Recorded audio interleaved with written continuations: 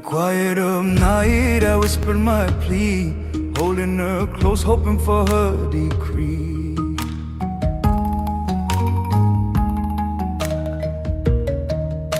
Sours Day. Listen. The board slaps. A wet hand presses, releases. The dough snaps like a small drum. Steam curls from a ladle and folds the alley in a warm, slow breath.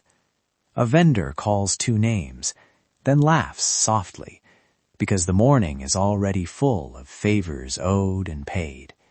This is a bowl at first light.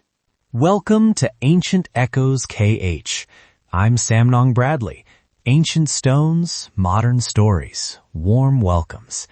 Today, 3 keepers of the morning bowl.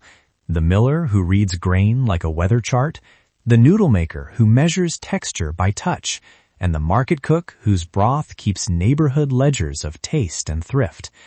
We'll travel in sound, hold close to people's names and hands, and I promise, no recipes, no house addresses, only the lives that make the bowls possible. Context first. If you hear Kwai Tive, think of it as a family. Noodle bowls with rice noodles and broths that shift by region and household. There are ceremonial noodle dishes and everyday breakfast bowls. Both carry social meaning. Important note, we will describe techniques and choices conceptually, but we will not publish step-by-step recipes or private locations. Full sourcing and vendor contacts are listed in the show notes for vetted, consented partnerships. The layers matter here. Grain choices, local seasons, who in a family holds the memory of a noodle's feel. Let's start where flour becomes dough, at the mill. Tell me what you heard that morning. He is 80 and keeps his hands on the hopper like it's an old friend. He calls himself a miller, but listening to him, you realize he is also a seasonal weather reader. He says, I listen to the husks. If they crack like brittle leaves, the dough will be tough. If the husks stay soft, the rice will bake into silk. He taps a sack and lets the flour sing between his fingers, then judges by sound and weight. The mill room smells like warm grain and petrol. Sacks murmur when the morning breeze shifts. What this reveals is apprenticeship, knowledge stitched into bodies. Did he talk about who learns next? I want to hear about how that know-how moves between generations. He did. He named a nephew who comes each season, not for a formal class, but to watch the rhythm. The miller said, watch the sound, not the recipe. Feel the weight, not the clock. He laughed. We laughed at the idea of a machine teaching manners. He also made one clear request. His private measures are part of his trade. He asked that we tell stories about craft, not give away the formulas that feed his family.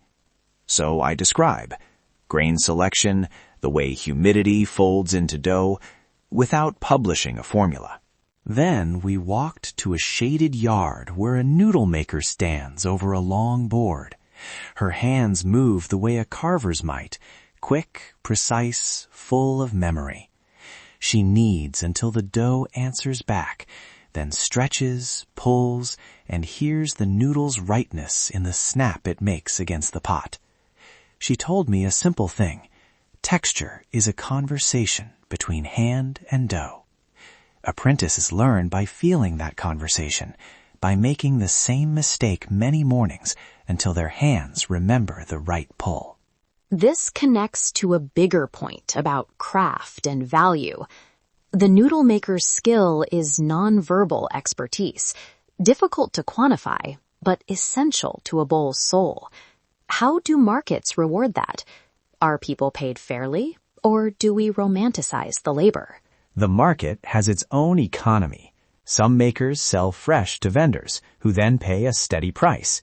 Others sell at the door of their yard. I heard small strategies. Apprentices trading early morning shifts for later help with family chores. Cooks promising a steady purchase through the season. And yes, one of the reasons for doing this piece is to point listeners to ethical ways to support makers. Commission through cooperative channels listed in our notes. Tip fairly and respect requests to keep family recipes private. Listen for a moment. The morning montage. Imagine the board slap, the pot's soft boil, a vendor calling a neighbor's name, a handful of noodles snapping against a wooden bench. These sounds tell time. Dawn's bargain. A city arranging itself, one bowl at a time. The market cook. She runs a stall that has been in her family for 3 generations. Her broth is not a secret recipe, so much as a ledger. Every scrap of leftover beef bone, every handful of roasted onion adds to a season's worth of taste. She measures portions by neighborhood economy, how many students need a cheap bowl, which families pay in favors, which mornings call for extra herbs because the harvest was good. To her, bowls are both sustenance and storytelling. Customers bring news, babies, and old debts, and the broth listens. The deeper story is that food is ledger and memory. Do bowls ever cross into ritual? When does a breakfast bowl become an offering or a comfort food in ceremony? They do. Certain noodle bowls are prepared for ancestral days or festival breakfasts. Smaller, cleaner broths for offerings, heartier bowls for communal meals after ceremonies. And some cooks reserve a small ladle of broth for the spirits before serving the first customer. That quiet exchange is often invisible to a visitor, but central to the cook's practice. It reminds us, taste carries belief, and meals carry memory. Practical takeaway for listeners who want to experience these mornings responsibly. Ask before photographing. Never pressure someone to hand over a family broth recipe. If you want to support a maker, commission through the cooperatives or vetted vendors in our show notes. Tip fairly. Small daily wages add up. And when you sit down, listen. Let a bowl tell you what the neighborhood is saying. Before we close, a small thanks. We paid everyone who spoke and provided copies of this episode. We will not publish household locations or step-by-step recipes. If you want to learn more about the techniques in a safe, respectful way, the show notes list culinary programs and cooperatives that offer accredited workshops and ethical commissions. Bowls are small, ordinary objects that hold huge things. Kinship, livelihood, history. When you lift a spoon here, it is not only taste you hold, it's a morning's worth of choices made by hands you may never see. Thank you to the miller, the noodle maker, the cook, and everyone who let us listen. If this episode made you curious, subscribe for more cultural journeys. Walk the temples with me, taste the markets with care, and quiet stones, loud stories.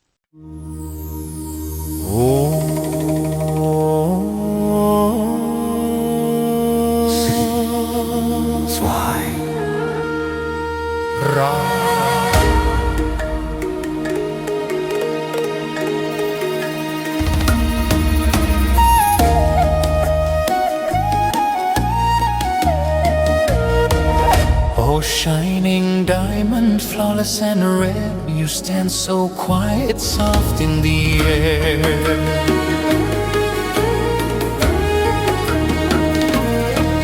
I dared not to rush you, feared you'd flee. Your heart too pure to belong to me. If you turn away, I reach and bind, press my hand, still body and mind.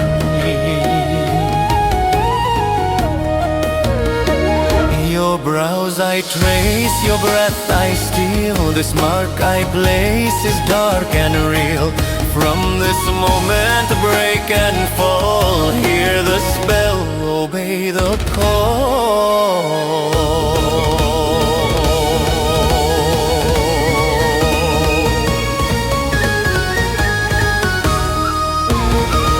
False love born from sacred lies, second one whispers through closed eyes. Follow me, don't fight, don't run, your soul is caught, my work is done. Empty will your life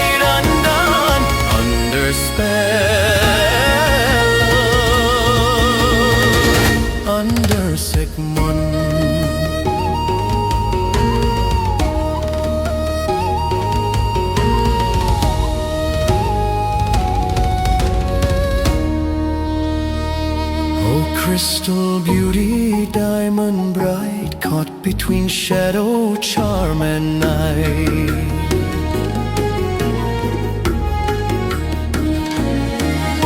Time won't save you, truth won't last. This vow is carved, the line is cast. My words are smoke, my touch is fire. I bend your heart